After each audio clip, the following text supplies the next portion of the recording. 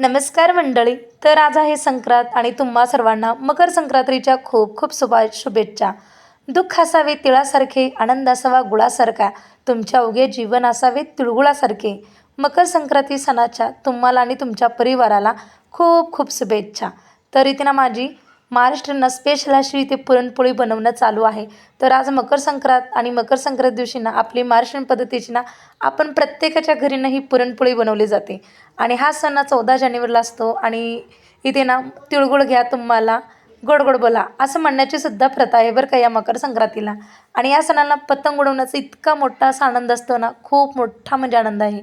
आणि महाराष्ट्रामध्ये ना महिला एकमेकाला हळदी कुंकू लावून ना छान असं ना समारंभ करत असतात. आणि मकर संक्रांतीला नवे धान्य घरी येतं आणि म्हणून ना हा शेतकऱ्याचा सण मानला जातो. आणि या सणातून गोडवा निर्माण होतो आणि एकोपा याचा संदेश मिळतो. तर इथे तुम्ही पाहू शकता छान इथे माझी पुरणपोळी बनलेली आहे. आणि मकर संक्रांतीमुळे ना प्रत्येकाच्या घरघरात आणि मोठा असा उत्साह असतो. आणि सुगड पूजन करून आज सुगडाची पूजा करून छान अशी ना नमस्कार वगैरे करतात. आणि आज पुरणपोळीचा सर्व स्वयंपाक बनवला जातो प्रत्येकाच्या घरी.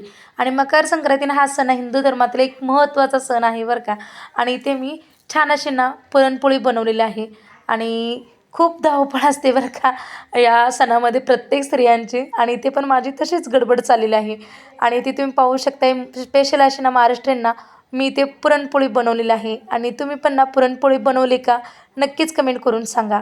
आणि पुन्हा एकदा तुम्हाला मकर संक्रांतीच्या खूप खूप शुभेच्छा. व्हिडिओ आवडल्यास लाईक शेअर सबस्क्राईब बाय.